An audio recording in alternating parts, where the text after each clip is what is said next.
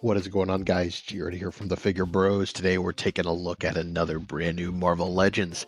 This time, this is the new Adam Warlock from their most recent retro comic wave.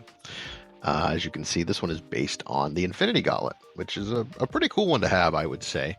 And I'd also go as far to say this is probably the reason you're going to be picking up this figure.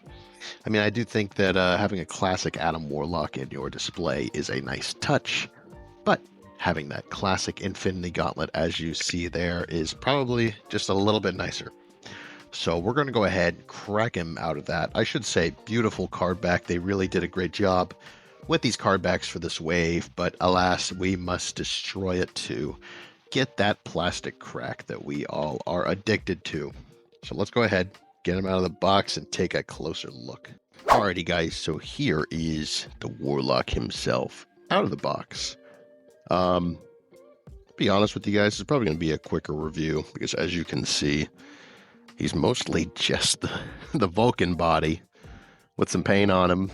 Not even a ton of paint. It's not necessarily a bad thing, but it's not a lot to talk about, right?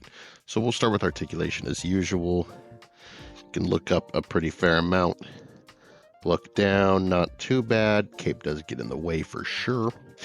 Shoulders go out all the way. You get some butterfly movement here.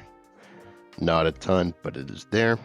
Bicep twist, double jointed elbow. This hand that holds his scepter or whatever has a nice vertical hinge. That's great. I believe the other hands just have... I know this one also does too. That's good. And his fist hands just have the standard horizontal hinge. For his ab crunch, he can go about that far down, that far back. You do get some twisting here.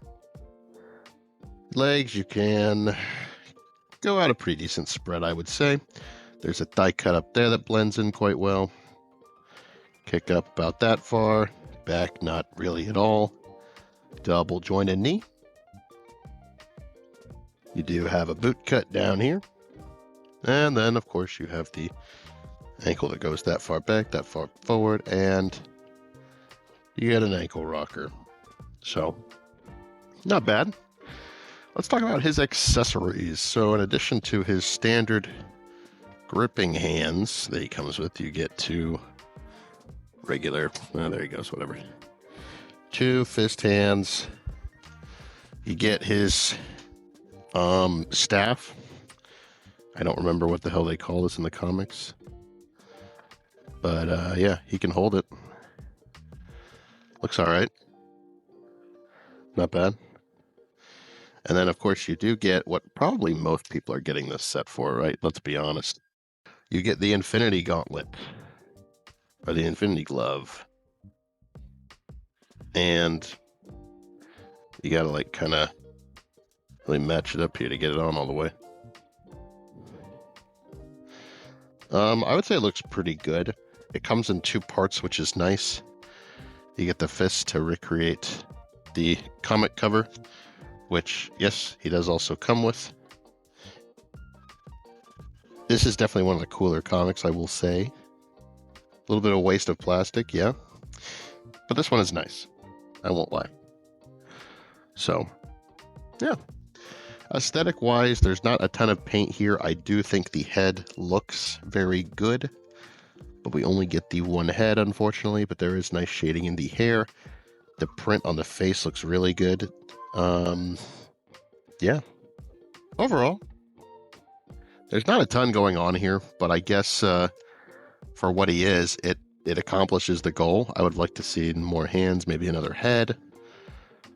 But he does stick to that $25 price point that we've been at and unfortunately kind of gotten used to.